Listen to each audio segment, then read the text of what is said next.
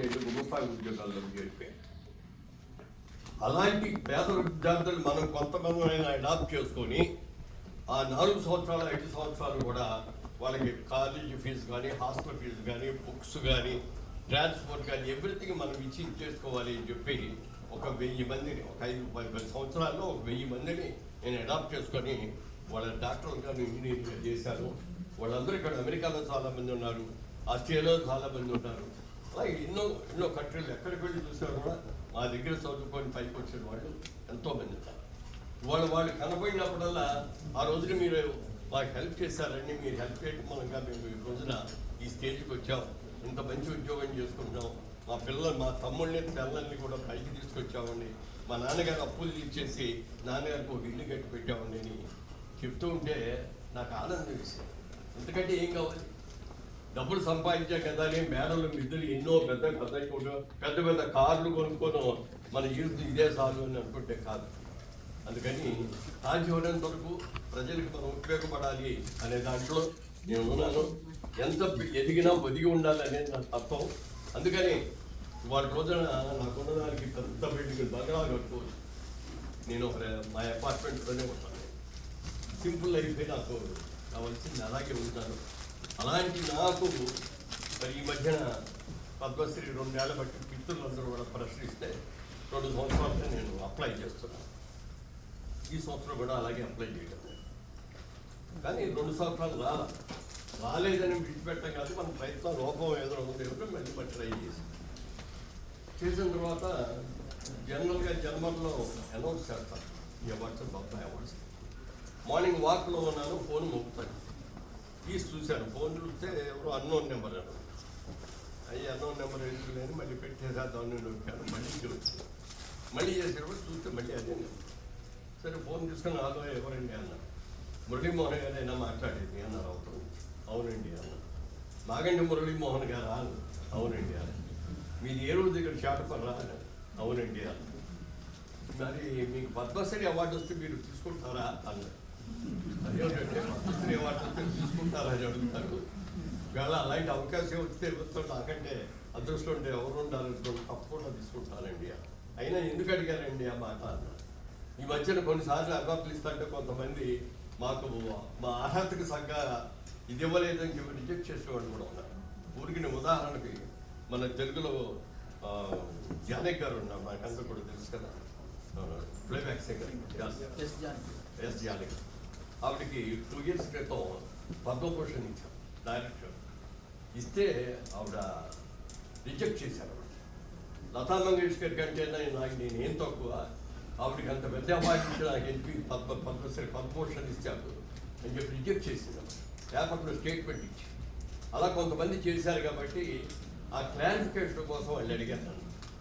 అడిగితే లేదంటే డెఫినెట్గా పద్మశ్రీ ఇస్తే నేను చాలా ఆనందపడతాను, తప్పకుండా స్వీకరిస్తానండి. వాళ్ళ సాయంత్రం ప్రైమ్ మినిస్టర్ గారు అనౌన్స్ చేస్తారండి పేరు. మీరు అప్పుడు దాకా ఎవరికి చెప్పకూడదు, even to your family members ఎవరికి చెప్పకూడదు అన్నారు. చాలా సంతోషం వేసింది. కానీ ఈ సంతోషం వాళ్ళకి తెలిసినప్పుడు భార్యతో బతుకోవాలని, పిల్లలతో బతుకోవాలని చాలా ఉంటుంది. మా అమ్మాయి అమెరికాలో ఉండే అమ్మాయి కూడా అక్కడే ఉంది, మా అబ్బాయి అందరూ కూడా ఉన్నారు. మా ఇంటికి అందరికి చెప్తామని మనసులో వచ్చి, లేదా ఆయన చెప్పినందుకు వద్దు అని అనకూడదు అని మాట ఇచ్చామని నేను కంట్రోల్ చేసుకున్నాను. తర్వాత మళ్ళీ నాకే అనుమానం వచ్చింది, అది రియల్ కాదా? మా వాళ్ళకందరికీ చెప్పేసి నాకు అవార్డు వచ్చేసింది అని చెప్పేసి వీళ్ళందరూ ప్రిపేర్ అయ్యి రెడీగా ఉంటే అది ఫేక్ కాదైతే వాళ్ళు బాధపడతారు, వాళ్ళకంటే నేను ఎక్కువ బాధపడతాను. అందుకని అలాగే నోట్లో దాచుకొని బయటికి చెప్పాల. సాయంత్రం 5 అయ్యేటప్పటికి మా అబ్బాయి అమ్మాయి వీళ్ళందరూ కూడా ఎవరు పార్టీకి పిలిచారు. పార్టీకి వెళ్తాం, వెళ్ళొద్దు ఉండండి అని మనసులో ఉంది. కానీ ఎందుకు అని అంటే ఏం చెప్తాం, సరే వెళ్ళండి అని. సరే వెళ్తున్నారు. ఆ రోజు 6 గంటలకు అనౌన్స్ చేస్తారనే సంగతి తెలుసు. 6 గంటలకు టీవీ ఆన్ చేద్దామని చెప్పి ఉంటున్నా. ఈ లోపల టీవీ మా ఆవిడ సినిమా ఎందుకు చూస్తాం ఆ రోజున. చూస్తా అంటే 6వ గంటే ఒకసారి టీవీ ఆన్ చేసి వేరే వార్తలు చూడాలని, వార్తల తర్వాత చూడొచ్చు సినిమా అయిపోయింది. సో మీకు కూడా ఉంది సార్ అప్పటికి. సరే కొంతసేపు అయ్యేటప్పటికి ఎవరో ఫోన్ చేశారు. ఫోన్ ఎత్తారు. ఫోన్ ఎత్తే కంగ్రాచులేషన్ మురళీమోహన్ గారు ఉన్నారు.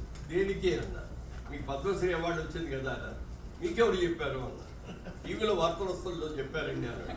అలాగే మా ఆవిడ ఒకసారి షాగా ఆగని చెప్పి అట్లా రిమోట్ తీసుకొని ఆఫ్ చేసి అందులో పెట్టి చూస్తే దాంట్లో వస్తుంది. అని అప్పుడు వెంటనే ఫస్ట్ ఆఫ్ ఆల్ మా అమ్మాయికి ఫోన్ చేసి ఎక్కడున్నారన్న, అదే పలానా చోటకి వెళ్ళామన్నాడు. వెంటనే వచ్చేయను. ఏమిటి చెప్పండి, మీరు వచ్చాక చెప్తాను రండి అని. వచ్చాక చెప్తే వాళ్ళు కూడా చాలా ఆనందపడిపోయారు. అప్పుడు అప్పటి నుంచి ఫోన్లో ఒక వారం రోజులు 10 రోజులు ఫోన్ ఖాళీ లేకుండా అన్నారు. వచ్చిన దాంట్లో చాలామంది మీకు ఎప్పుడో రావాల్సిందండి ఇప్పుడు వచ్చింది అనేవాడు చాలామంది ఉన్నారు. అంటే నేను ఒకటే మాట చెప్పాను, మనకి ఎప్పుడు వచ్చింది అని కాదు, లేటుగా వచ్చినా లేటెస్ట్గా వచ్చింది అని అనుకోవాలి తప్ప మనకేమంత అర్హతలు ఉన్నాయి. మనకి ఎప్పుడూ రావాలని మనం ఎందుకు అనుకోవాలి, వచ్చిన రోజు వచ్చింది అనుకోవాలి. ఎందుకంటే ఆల్ ఇండియా లెవెల్ భారతదేశంలో మనకు తెలుగు, నేనంటే తెలుగు వాళ్ళ రాష్ట్రాల్లో తెలుగు వాళ్ళకి అందరికీ తెలియదు, మిగిలినందరికీ నేను ఎలా తెలుస్తాను. కానీ నా సర్వీస్ని బట్టో నా వ్యక్తిత్వాన్ని బట్టో నాకు రావడం జరిగింది. చాలా చాలా సంతోషం.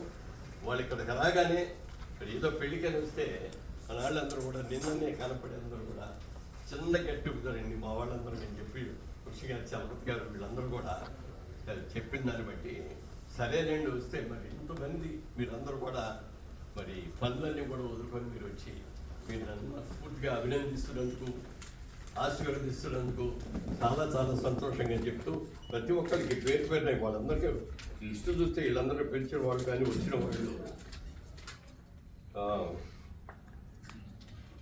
మైక్స్ తరఫున నరేంద్ర సూర్యదేవర్ గారు, అలాగే ప్రపోజల్ తీసుకొచ్చిన కోడూరి చలపతి గారు, వేణు కొడాలి గారు, తానా కార్యదర్శి సునీల్ పాత్రా గారు, తానా పూర్వ దర్శకులు నిరంజన్ గారికి, తానా ప్రాంతీయ ప్రతినిధి రాంప్రసాద్ దేవ్, శ్రీనివాస్ సజ్జా గారు, ఉదయ్ కుమార్ చాపలమడుగు గారు, డెట్రాయిట్ తెలుగు సంఘం తరఫున రాజశేఖర్ కంపూడి గారు, డెట్రాయిట్ తెలుగు సాహితీ సమితి అధ్యక్షులు శ్రీనివాస పెన్నమనేని గారు, మరి లక్ష్మీ కొమ్మల గారు అంటే మాకు మొదటి నుంచి కూడా మా దిక్కుపాటి మధుసూదన్ రావు గారి పేరు విన్న వాళ్ళు ఉండరు. అన్నపూర్ణ లాంటి అద్భుత సంస్థని ఆయన నిర్మాత, అక్కినేని నాగేశ్వరరావు గారు లాంటి ఒక మహానటుడు ఈయనలో ఉన్నాడు అని అప్పుడే గ్రహించి నాటకాలు వేసే రోజుల నుంచి ఆయన కూడా ఎంకరేజ్ చేసి నాగేశ్వరరావు గారిని ఇంత వాడిని చేసినటువంటి దిక్కుపాటి మధుసూదన్ రావు గారి అమ్మాయి స్వయంగా మరి ఆవిడంటే మాకందరికీ అభిమానం. వాళ్ళ మాకు ఎంత గౌరవం ఇచ్చారో అంతకంటే గౌరవం వాళ్ళకి ఆ గుండెల్లో ఆ స్థానం ఉంది. అలాగే డెట్రాయిట్ తెలంగాణ కమ్యూనిటీ శ్రీధర్ లలిత గారు, వాసు గంప గారు, శ్రీకాంత్ దాసరాజు గారు, ట్రాయ్ తెలుగు అసోసియేషన్ ప్రసాద్ వేసించర్ల గారు, ఇంకా అనేక మంది ఉన్నారు.